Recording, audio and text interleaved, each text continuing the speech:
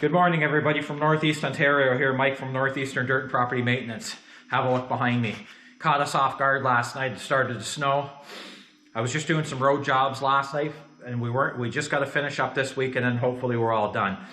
Because when the snow starts here, my equipment stops, and I'm just itching to shut her down and do a few other things before I got to start plowing snow. But anyway, hit us last night, and probably got a couple inches of snow, but that's not what this video is about. So, I told you in the last video I was going to have a little bit of surprise in the shop. Well, I got a little bit of a surprise. Nothing spectacular, but I picked something up, and I'm always kind of buying and selling stuff, whatever. Sometimes I keep stuff, sometimes I don't. But I like buying stuff, trying it out, use it, maybe sell it, try and make a buck, whatever. But anyway, here's what I picked up. This is a one-owner 2020 Argo six-wheeler, as you can tell. And like I say, I always strive to get good used one-owner equipment, and this is no different than what I normally buy. I was looking and looking, and I thought about Argos before, just fooling around, and I thought it would be nice to try one, and I was looking, and I seen this 20, one owner, and the guy bought it brand new, and it's never been weathered. I like that. It's always been stored inside an enclosed trailer, either at his cottage or in a subdivision at home, and it has such low miles too for a 20. So it's a 2020, and it's got the Vanguard V-twin in it, and I'll show you guys around this, and then we'll take it out because I have to pick up a load of firewood out here. Take it around the back of the house. I'll hook the bush buggy on this, and then we'll see what it's like for pulling some weight, because I think these things will pull a house down if they can get traction, because it's a continuous six-wheel drive. And I'll explain to you, and I'll show you the guts of these things, and I'll go in a little more in-depth detail with you guys on this machine, but have a little look at it. It's got about 10 inches of ground clearance on it.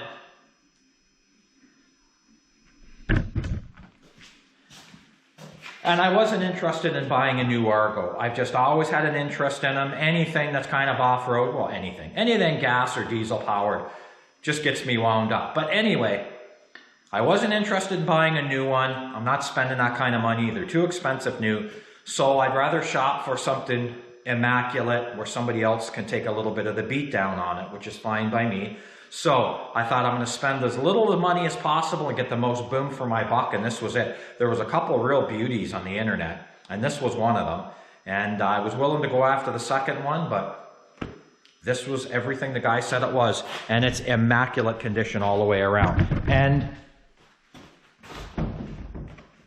nothing fancy, and this is the bottom end machine. This is not bells and whistles. This is pure, cheap simplicity. Dependability for sure, all mechanical, nothing fancy. This is not EFI, this is carbureted, Briggs & Stratton Vanguard, and those Vanguards, they are so smooth and quiet. I've had them before. Super good motor. The Vanguard series is a good motor. There's no doubt. And that's what you get right there. 18 horse Vanguard V-twin motor, and everything's nice and clean under the hood on this thing, and just shows good all the way around this machine. All the way around. It shows all the original hours on this machine. Everything shows good.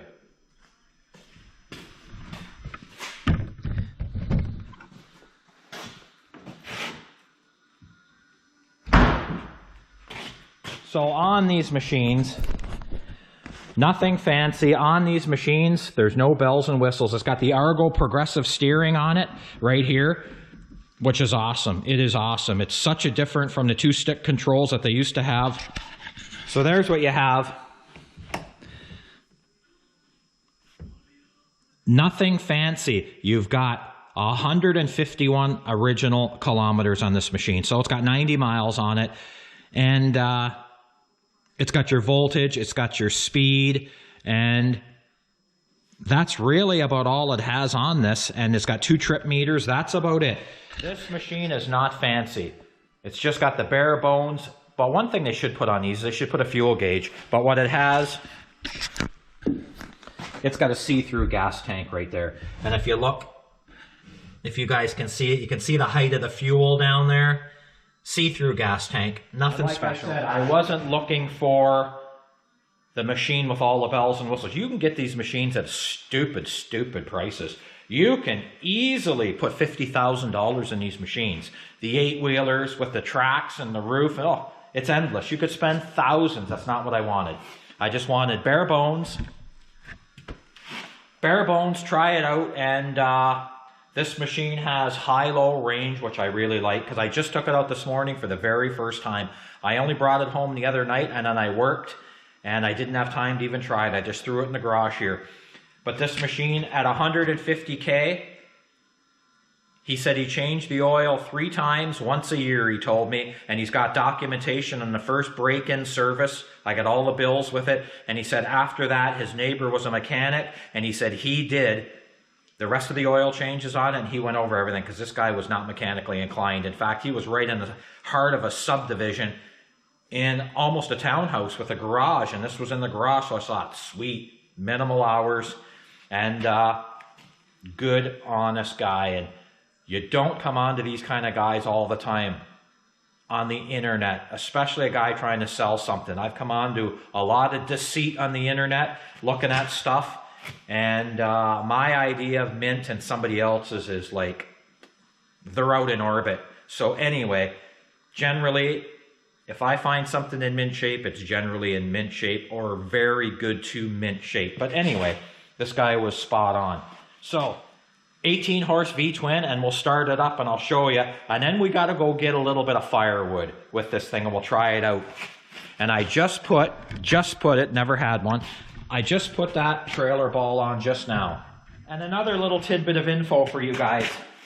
If you're putting a receiver, a 2-inch receiver, standard 2-inch receiver, in the socket it goes in, always put some anti-seize on that 2-inch receiver, and it just creates a lot less problem down the road. Especially a lot of guys don't pull out their trailer balls and their hitches. They never slide them in and out. Once they're in there, they pin them in. Next thing you know, they oxidize, they bond, they rust. And if you've ever tried to take a trailer hitch out of a vehicle that's been rusted in, it is a nightmare. It's like heat, sledgehammering, and everything else. It's a disaster.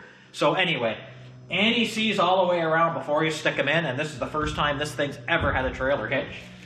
This machine was used solely to run down the beach with 2 little kids in it and all the gear to a sandbar back home. And not very many times.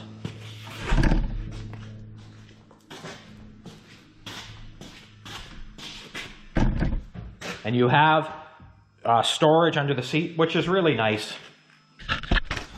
It's really nice to have the fold-down seat, have the storage, lots of storage under the seat, like if you're cutting wood or if you're out hunting, whatever. I'm going to go get a load of firewood before this snow melts. And we'll try this out. I had it out in the snow, and it steers phenomenally because it's snowy and it's wet and it's slippery on the lawn. So it just steers so easy with this progressive steering that Argo come out with. And I'll show you how all that works afterwards. But right now, we got firewood to gather.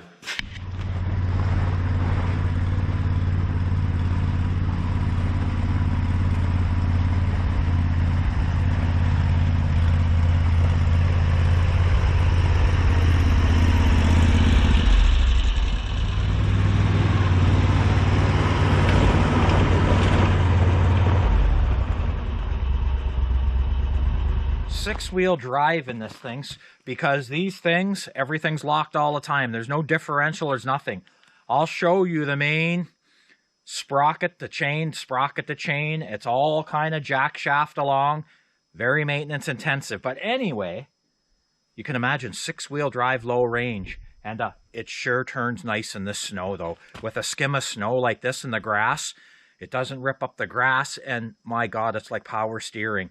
I'm pretty impressed with this Argo progressive steering on this. It's been out for a few years. They've updated it, like I said, and man, it works like a champ. But anyway, this thing's rated to pull 1,000 pounds, I think, or 1,200. Don't quote me, I can't remember. But the machine itself weighs 950 pounds. This one weighs 950. So it doesn't bother me to come out here in midwinter when the driveway's plowed out and my path is plowed. It doesn't bother me one bit to have to manhandle firewood. In fact, it's good for you to be out in the weather in the wintertime, stacking up the firewood and then doing a little bit of physical labor instead of just laying in the house all winter up here in the north eating Doritos, you know what I'm saying? So I like working in firewood. So we're going to load this thing right up.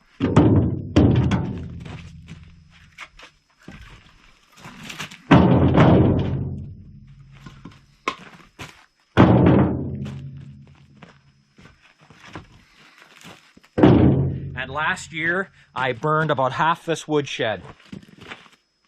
And I think this woodshed held about 20 cord. About 20 cord. So, and I figure I burned half this woodshed last year. And I actually don't even really like cutting it this close. And maybe I'm not, but I always think that way. Because I burned about half the shed out last year. So I figure I got about 12 face cords seasoned right now. And that other 19 cord up there, but it's not seasoned. It's split stacked. It's been drying all summer, but it's still exposed to the elements. And I don't care what you do. If you don't cover your firewood, you can stack it up all you want. But you know what? That moisture still gets in that firewood from on top down. And you got to have it covered. But anyway, I wouldn't want to touch that 19 cord unless I really, really had to get into that toward next spring. And I was desperate for firewood because that 19 cord up there, 19-20 cord, it's been aging all summer. Have you guys seen in my videos? But still, I want it to age all next summer in this woodshed. Once I empty this woodshed out this winter, I'm firewood ahead. I keep doing it every year. Your first year is your most expensive. You have to double up on your first year. Buy double the amount of firewood. Fill your shed or cut the amount, whatever. If you got a wood lot, you got to double up your first year to make the whole plan work. Stack half outside, stack half in your woodshed. Everything will dry out, and then you burn out your woodshed that first year, and then the next summer, you put all your second pile of wood in there, and then just go year after year, and you're always seasoned firewood ahead. That's the only way you can really get on top and get really good, well-seasoned firewood.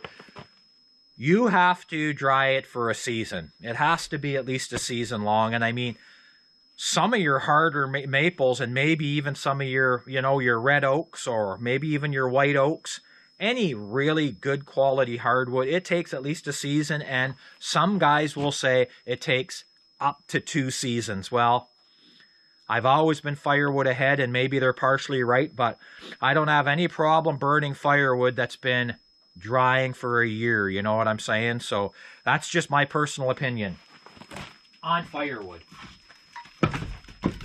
Don't buy, and don't listen to the bullshit these firewood dealers tell you either, because I've heard it. I've been burning wood my whole life. I've heard the bullshit flow out of their mouths. Oh, you can burn that wood this year.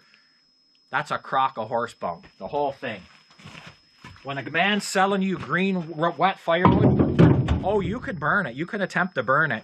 Well, it's hissing and smoldering in your firebox, creating a tremendous amount of smoke, creosote, and it ain't putting any BTUs out. What BTUs are going out are too busy trying to cook and boil the water out of the wood. You're not getting heat out of green wood. So any clown show that tells you that the wood, oh, you can burn it green, it's okay, blah, blah, blah. Very few woods you can push to burn green, and hardly none. So get your firewood a year in advance. Get it split, get it stacked, get it covered. Even if you cover it outside is better than not covering at all. I'm a woodshed guy. As you guys can tell, I'm a woodshed guy. I've always built woodsheds wherever I live to get my wood inside, always. Because I've played the tarp blowing game for years. And it's super annoying. Okay, not by any means a massive load, but we got to get it around the back of the house, and I figure that this machine will put less ground pressure on the wet lawn than the tractor will, and I got the 300 King quad thrown in the shed, so, and why not try this out? I just got it.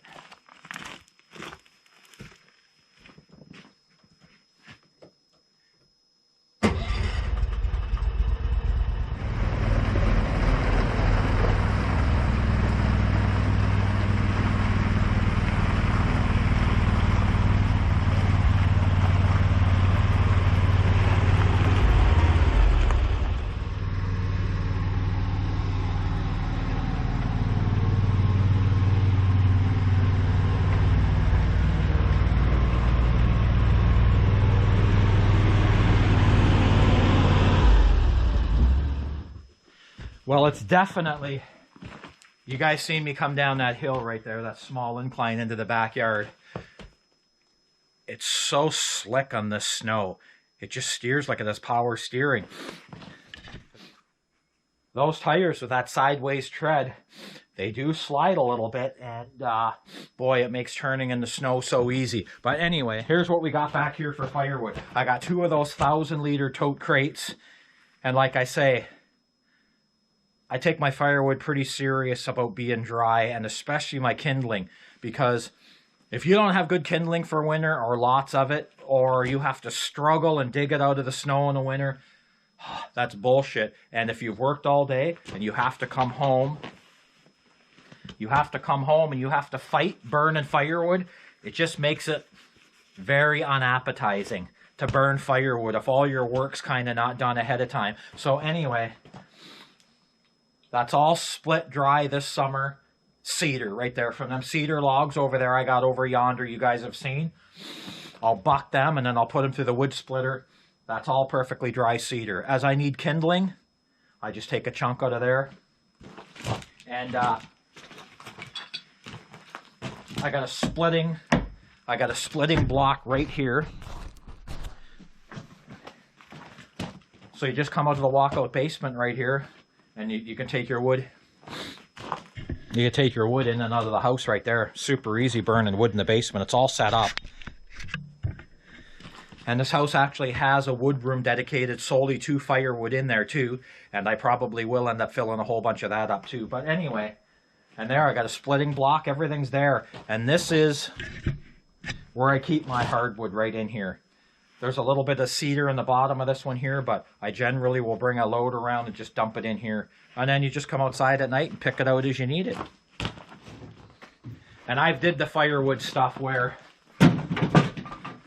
being dysfunctional, inefficient, struggling burning wood with wet wood. Hey man, I started out that way too at the bottom of the barrel years ago. You know, struggling, didn't have any money, and you know what, wasn't prepared, and didn't have the right seasoned firewood long enough. And you just learn as life progresses the easiest ways to do things as you go along. And generally, as you get older, you do get wiser. You're not struggling as much. So, just what I've learned going through life. So now all I'll do is I'll bring a buggy. I'll bring that bush buggy, or maybe 2 bush buggies in, whatever. I'll fill up this 1,000-liter tote, and that lasts me quite a while. This 1,000-liter tote lasts me quite a while of wood burning. It's still fairly mild.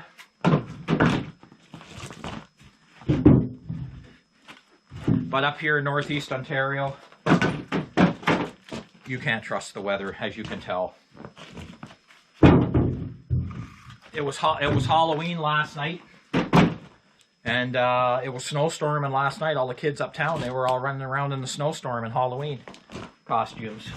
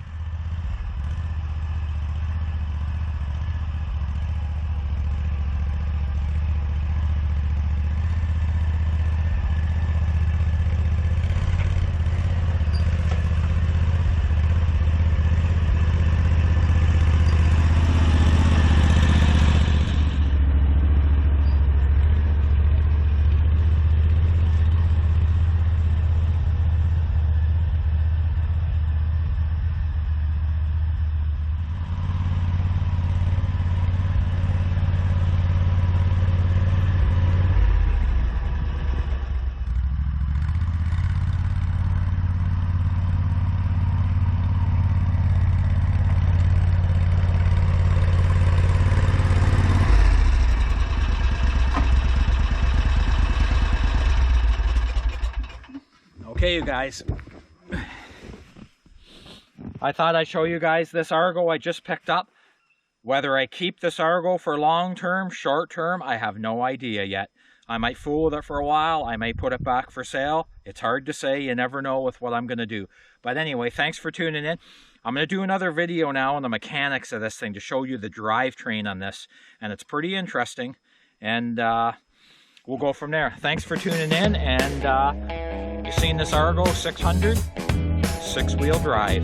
And I can't wait to get it in a little more snow in the colder weather. All right, you guys, thanks for tuning in. I'll talk to you later.